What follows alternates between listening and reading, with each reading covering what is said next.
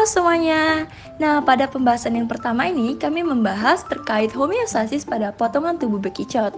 Sebelum masuk ke pembahasan, kalian tahu nggak sih apa itu homeostasis? Jadi, homeostasis itu adalah proses makhluk hidup untuk menjaga keseimbangan internalnya meskipun ada faktor eksternal yang mempengaruhinya.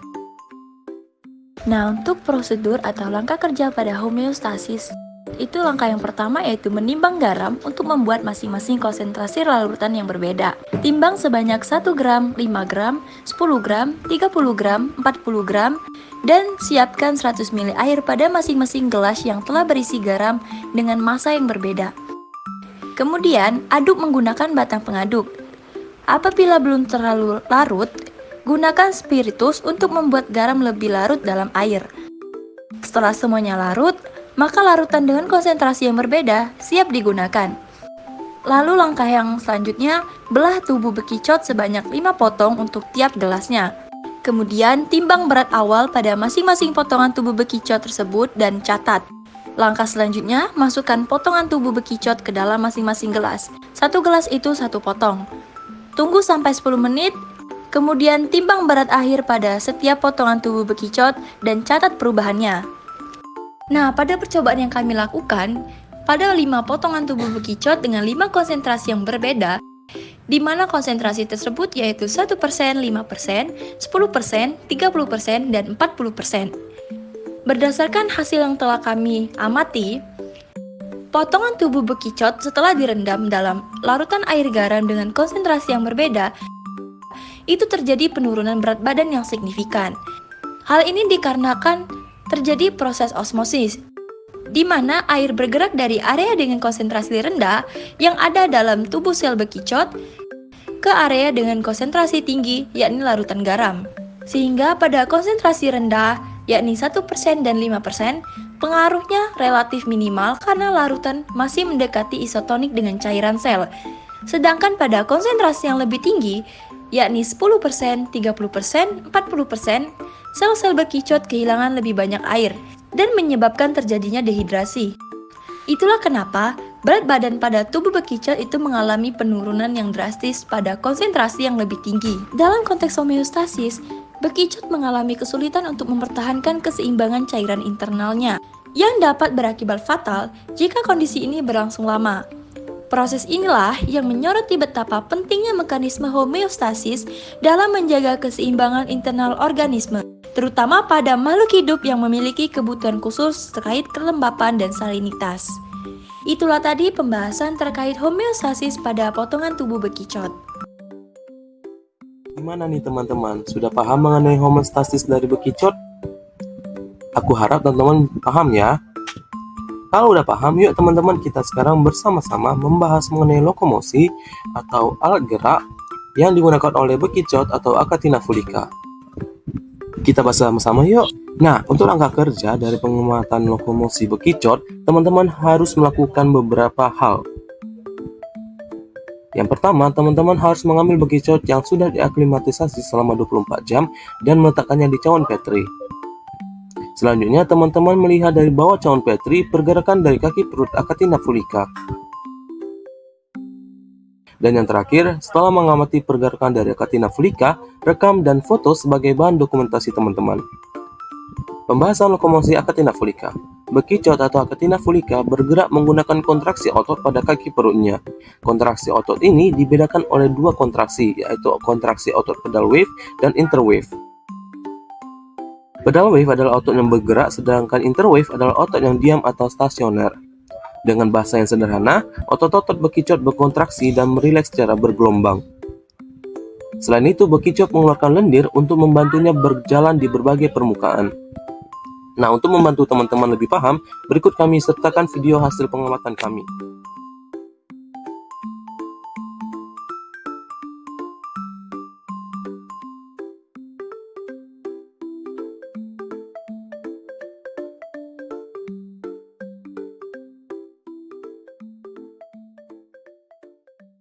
Pernahkah kamu melihat seekor bekicot? Makhluk kecil yang lambat ini ternyata memiliki sistem tubuh yang sangat menarik loh. Salah satunya adalah sistem sirkulasinya. Ayo kita belajar bersama. Bekicot memiliki sistem sirkulasi yang berbeda dengan kita. Kalau darah kita selalu mengalir di dalam pembuluh darah, nah darah bekicot bisa mengalir bebas ke dalam rongga tubuhnya. Ini disebut sistem sirkulasi terbuka. Jantung bekicot terdiri dari 2 ruangan. Atrium menerima darah dari seluruh tubuh, lalu ventrikel memompa darahnya kembali ke seluruh tubuh. Hai, kenalin, nama aku Mutia Nuraini. Aku akan menjelaskan tentang sistem sirkulasi pada bekicot. Langkah kerja sirkulasi bekicot. Yang pertama, siapkan alat dan bahan praktikum.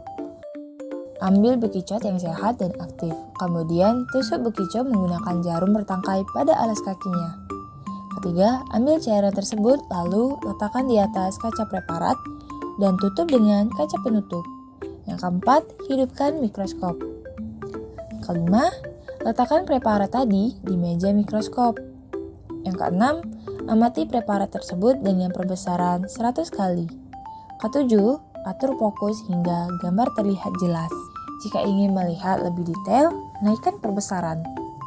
Dan yang terakhir, jika sudah mendapatkan hasil terbaik, buat dokumentasi foto. Darah bekicot disebut hemolimpa.